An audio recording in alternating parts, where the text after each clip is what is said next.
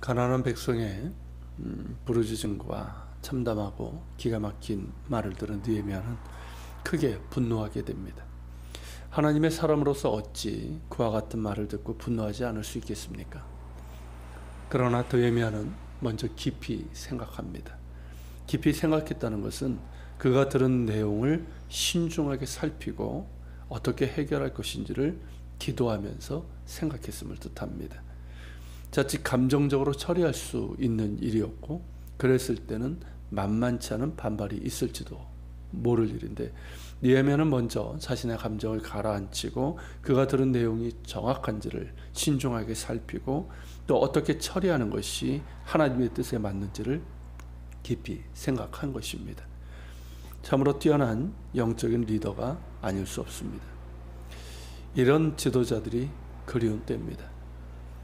우리 교단을 비롯해 주요 교단의 총회가 열리고 있고 앞으로도 열릴 예정인데, 하나님의 법에 따라 행하기보다는 불법을 바로 잡으려는 목소리를 묵살하고 오히려 불법을 행한 이들이 바라는 대로 진행되고 있습니다.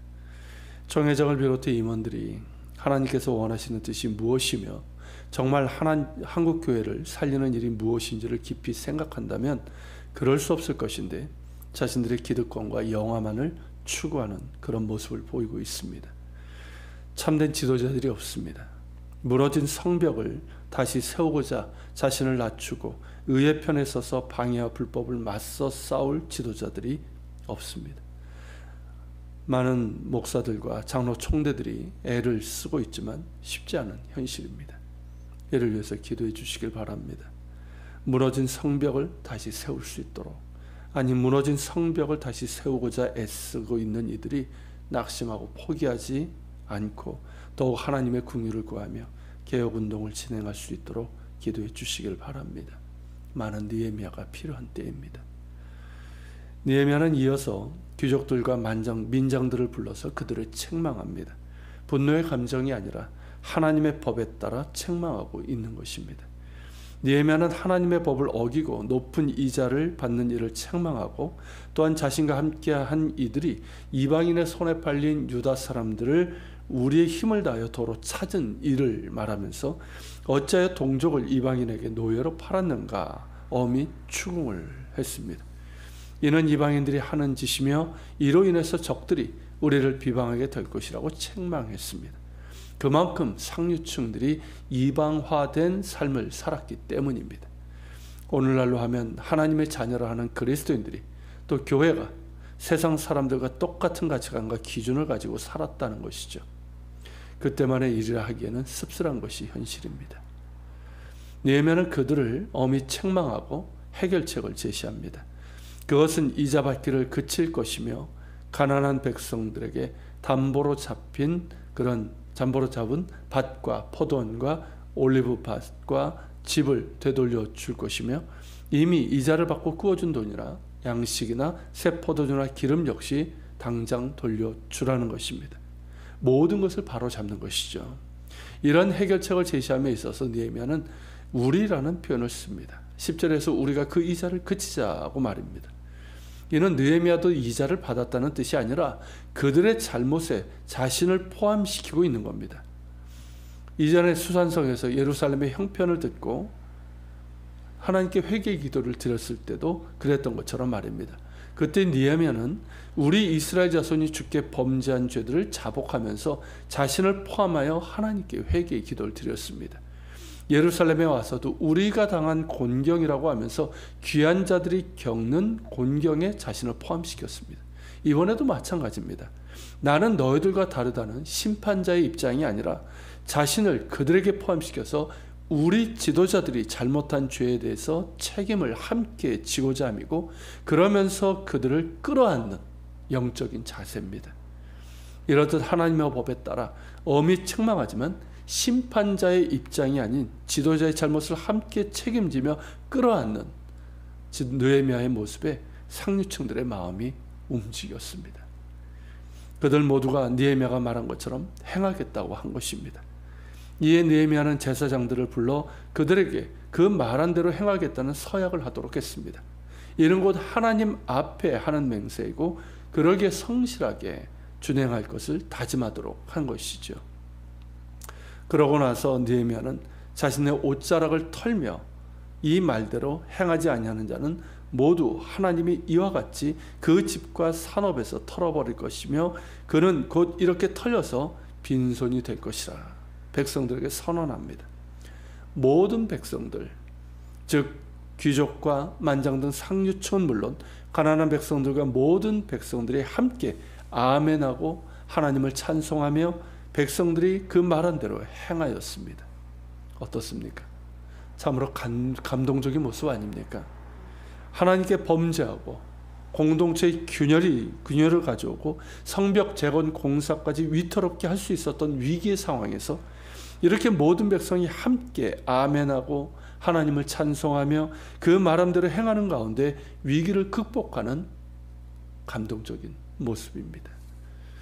어느 공동체든 위기가 찾아올 수 있습니다. 그리고 그 위기는 사실 외부에서 오는 것보다 내부에서 찾아오는 것이 더 위험할 수 있습니다. 지금 우리 사회와 한국 교회에서처럼 말입니다. 그렇다면 이 위기를 극복할 수 있는 방법을 느헤미야에게서 찾을 수 있지 않을까요? 지금 우리 사회 문제가 경제 양극화이고 코로나의 상황으로 인해서 더욱 심화되고 있는 상황이기에 느헤미야의 해법이 귀하게 보입니다. 그대로 하기에는 어려울지라도 두 손을 움켜쥐는 데서 한 손을 펴서 나누고 돕고 그래서 무너진 이들의 삶을 다시 세워야 할 것입니다.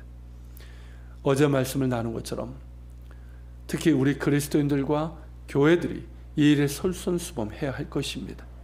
우리 역시 어려운 상황인 것은 맞지만 우리는 하나님의 법을 따르는 사람들이고 하나님의 법은 나눔과 섬김을 통한 사랑의 법입니다. 감사하게도 코로나 상황이 장기화되면서 하나님의 법에 따라 나눔과 섬김을 실천하는 교인들과 또 교회들이 많이 있습니다. 재정적으로 자립하지 못한 작은 교회들을 돕는 그런 교회들이 있고 또 우리 교회도 그런 도움을 받았지만 우리가 받은 사랑의 일부로 대구에 더 어려운 교회를 돕고 또 교우 중 한 분의 참여로 경기도 의왕시에 수해를 입은 교회를 도왔고 또 북한 선교와 관련된 일도 감당할 수 있었습니다. 그 외에도 작지만 나누며 돕는 일을 하고 있습니다. 지금은 하나님의 법, 곧 한 손을 펴서 나눔과 섬김을 통한 사랑의 법을 실천할 이들이 필요한 때입니다. 그래서 우리 사회 무너진 곳들, 무너져가는 곳들을 세워나가야 할 것입니다. 더불어 한국교회의 경우 느헤미야처럼 그들의 죄가 아닌 우리의 죄임을 자복하며 하나님의 용서와 긍휼을 구해야 할 것이고 느헤미야와 백성들이 하나님의 말씀에 따라 돌이켰던 것처럼 우리 역시 세상의 법을 따랐던 것에서 돌이켜 하나님의 말씀의 법을 따를 때 비로소 무너진 성벽이 다시 세워질 수 있을 것입니다. 이를 위해서 더욱 기도하고 우리 한 사람 한 사람이 돌이켜 하나님의 법과 공의를 따를 수 있기를 소망합니다. 같이 기도합시다. 주님, 느헤미야의 그런 모습과 그의 해법을 보면 우리 사회 문제 또 한국교회 문제를 보면서 우리가 무엇을 해야 될지 어느 정도 길이 보이는 것 같습니다. 두 손을 움켜쥐는 그 욕심과 그런 가운데서 하나님 더욱더 어려움을 겪고 있는데 이제는 하나님 한 손을 펴서 나누고 섬길 수 있는 그런 하나님의 법, 사랑의 법을 실천하는 이들이 필요한 때입니다. 하나님, 우리 사회에 그런 이들을 허락해 주시고 특히 하나님을 믿는다고 하는 우리들이 이것을 감당하지 않는다면 누가 할 수 있겠습니까? 우리도 어렵지만 더 어려운 이들을 살피게 하시고 우리의 손을 펴서 나누고 섬길 수 있는 우리 믿는 이들이 되고 교회들이 되게 하옵소서. 그리고 하나님, 한국교회 특별히 총회 하나님, 우리의 완악함을 용서하여 주시고 우리가 계속 기도합니다. 그러나 그들의 죄가 아니라 우리의 죄임을 자백하며 하나님의 용서와 긍휼을 구합니다. 그리고 하나님, 우리가 돌이키게 하시고 세상의 법을 따랐던 우리의 그런 마음과 행위를 돌이켜 하나님의 법과 공의를 따를 수 있도록 도와주시옵소서. 무너진 것들을 다시 세워나갈 수 있도록 도와주시옵소서. 기도하며 나아갑시다.